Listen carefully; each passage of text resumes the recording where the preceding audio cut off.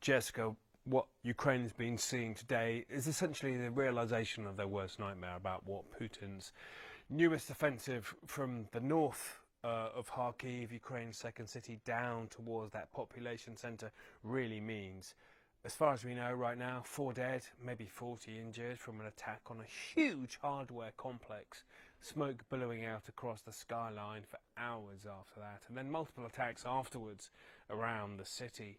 And it's part of a move by Moscow to get closer and closer to the million people who live there, to try and distract Ukraine's forces from elsewhere on the eastern front, near where we are here, to drag them north. And here's what we saw about Ukraine's, frankly, desperate fight to try and keep the defences of Kharkiv as solid as they can.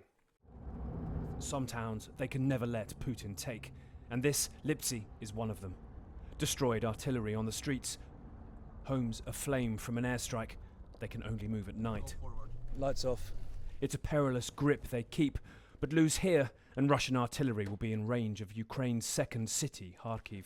You can still smell the smoke here from an airstrike that landed just in the last hour or so.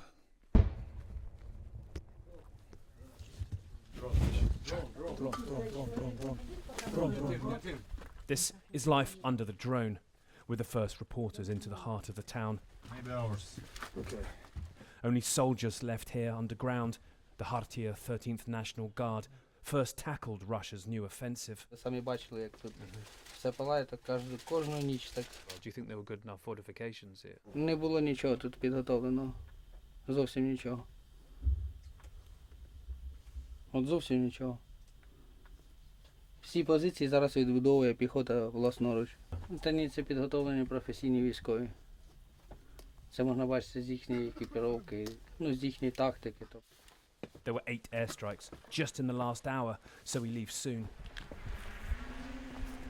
A buzzing noise near us, very close, and the only way they know whose drone this is if it attacks. Это ваш дрон, да? All around Kharkiv, they don't have enough guns, and the Russians have too many drones. The 92nd Assault Brigade show us something that isn't even theirs. Russian artillery piece that they captured in the first year of the war in the fighting in Kharkiv region, and now they use, strangely, French mortar rounds to fire from here. It's just a sign of how little appropriate ammunition they have available to them. This wire is a protection from FPV drones. Above, he sees a drone with 2 battery packs, a long-range scout. Run. Basement. It is not friendly. If you can tell it's an attack drone, hide. This seems to be a scout, so running is better before it calls in shelling. Another artillery unit wants to show us something not even Russian, but Soviet. Made in the 1940s, it can still fire newer Polish shells. In the autumn, it was 100 a day. Now it is 10. Extraordinary to see something here that's 3 times the age of either of these two guys, holding back a new Russian offensive in 2024. They say the metal's so old that that limits the number of times. That sound warns another drone is incoming.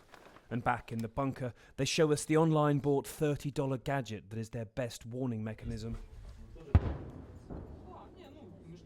The team here embody Ukraine's exhaustion and resilience. Older guys, wounded infantrymen. Artur has drone shrapnel in his arm still. Да, да. Орлан, пока вообще не выходите, да.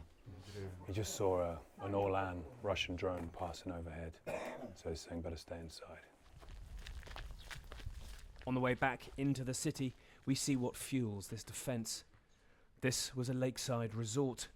Football, cocktails, a beach. Extraordinary devastation. I think they're here to collect the bodies.